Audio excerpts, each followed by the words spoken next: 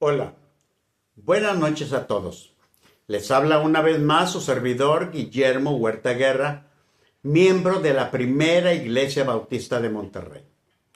La meditación para este día la hemos dado en llamar una escuela diferente. Y como siempre, primeramente le pedimos a Dios que prepare nuestros corazones para que estos momentos de reflexión sobre su palabra sean de bendición y de edificación para nuestras vidas, pero sobre todo para honra y gloria suya. Por la expresión que vamos a utilizar hoy al final, les pido que por favor conserven en su memoria esto que les voy a decir. ¿Recuerdan dónde y cómo se inició realmente la liberación del pueblo israelita? Claro, fue cuando Moisés estaba en el desierto Sinaí, en medio de la nada.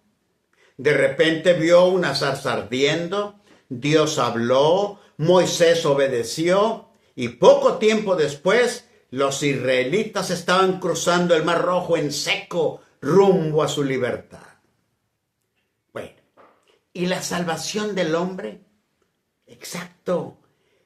También nació en la soledad, allá en la soledad de un pesebre.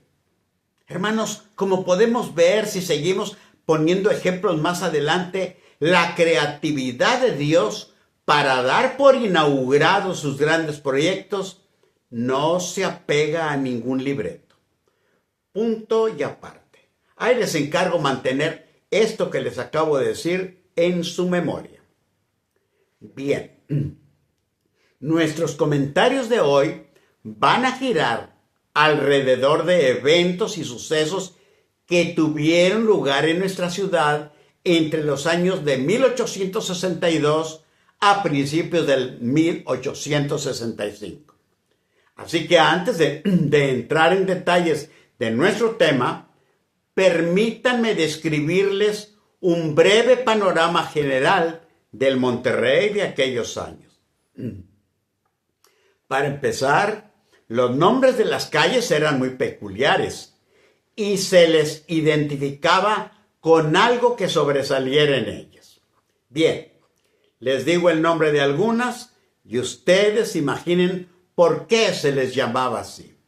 Por ejemplo, estaba la calle de la Acequia, la de los Arquitos, la del Puente Nuevo, la del Colegio de Niñas, la de las Tenerías, la del Comercio, hoy Morelos, la del Roble, hoy Juárez.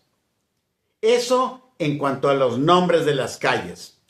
En cuanto a los límites de aquel Monterrey, debo decirles que de norte a sur, nuestra ciudad empezaba en lo que hoy es Aramberri, y caminando 10 o 12 cuadras hacia el sur, terminaba en el río Santa Catarina. Era todo. Los límites de poniente a oriente, que eran como unas 15 cuadras, iban desde donde está hoy la Plaza de la Purísima hasta el mismo río Santa Catarina por la curva que éste hace en su recorrido. Las calles principales estaban empedradas con piedra bola. No había luz eléctrica. Las calles entre Aramberri y Colón ya estaban trazadas en el plano, pero en la realidad eran algo así como caminos vecinales. En esa área había muy poca población que habitaba en jacales, separados unos de otros por distancias más o menos considerables. El río Santa Lucía, que daba lugar a varias acequias, nacía en donde hoy está el obelisco a los fundadores y corría casi en forma paralela a lo que hoy llamamos la calle Juan Ignacio Ramón. Por ahí iba hasta unirse con el río Santa Catarina. De lo que hoy es Padre Mier hasta la calle 15 de Mayo había una hondonada muy pronunciada, que hoy todavía es notoria, pues las calles que cruzan a la calle Padre Mier bajan hacia Matamoros y Allende y un poquito más arriba. Otro dato, el dólar estaba a 95 centavos y el número de habitantes de Monterrey andaba cerca de los 30,000 habitantes. Pues bien, en noviembre de 1862 llegó a aquel Monterrey un irlandés de nombre James Hickey, cuyo nombre traducido al español es Santiago. Él era un colportor, es decir, una persona que se dedicaba a la venta de revistas y libros cristianos, especialmente la Biblia. Después, a mediados de enero de 1863, entró a un negocio de reparación de calzado.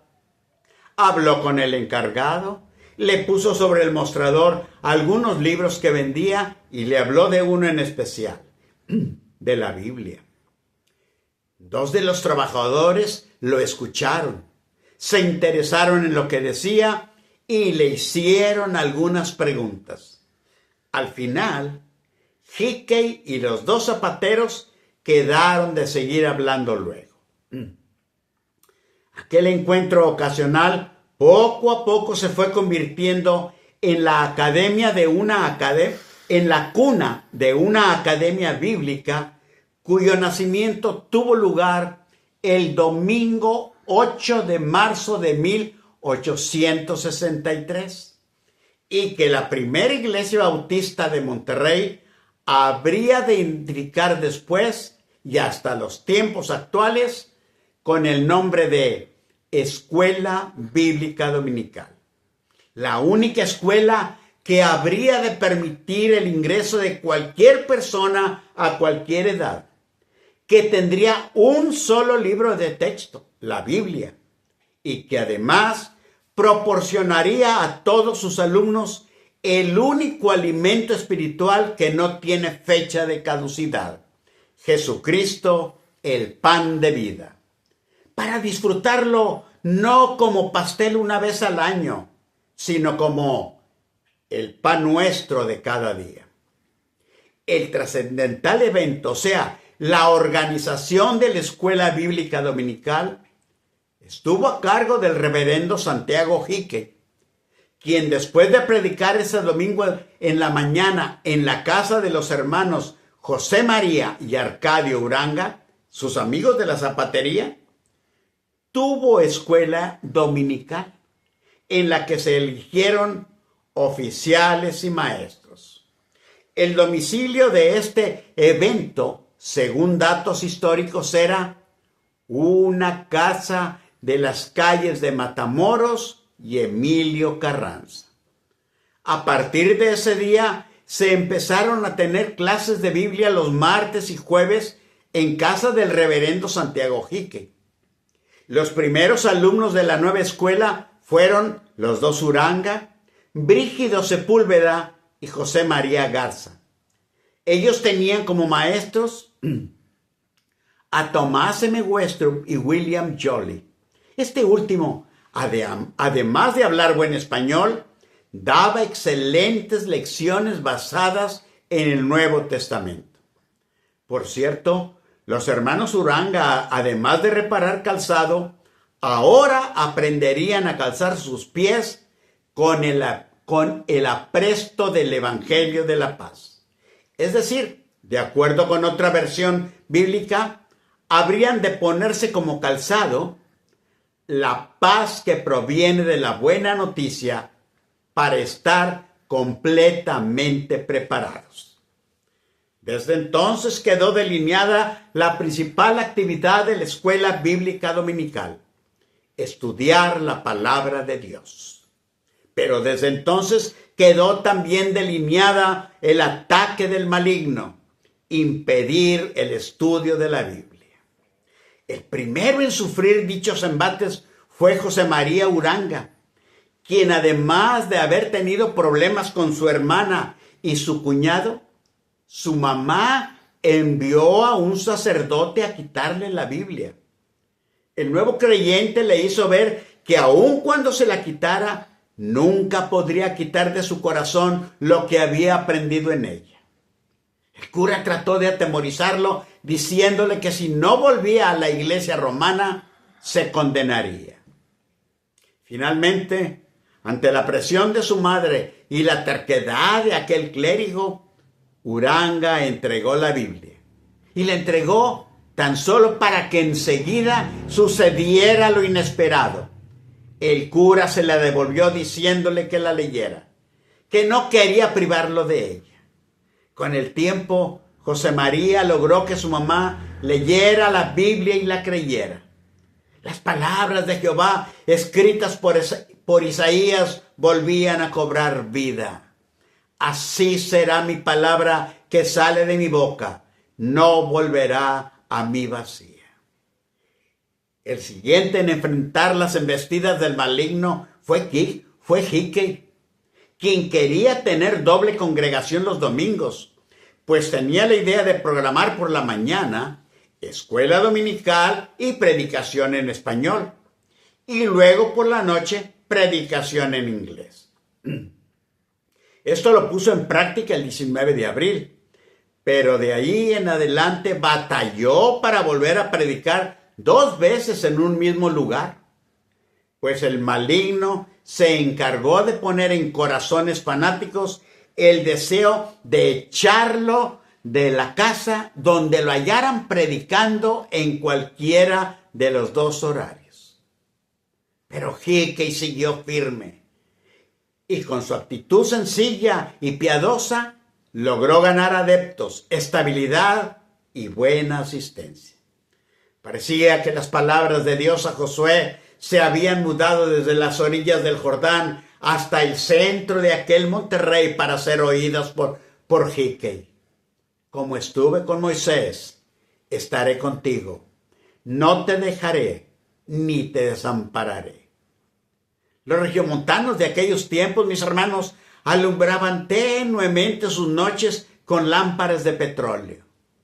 La escuela dominical les ofrecía una que habría de ser lámpara para sus pies y lumbrera para su camino. La luz eléctrica que faltaba en sus casas y calles empedradas tendría un costo, mientras que la luz del mundo que faltaba en sus corazones, Hickey se les ofrecía gratuitamente.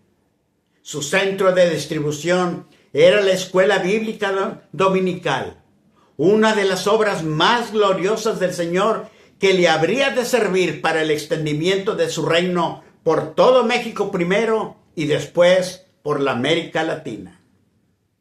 Así son los grandes proyectos de Dios. Comienzan de la forma menos esperada, incluyendo visitas ocasionales a algún negocio de reparación de calzado. Dios los bendiga hoy y siempre. Amén.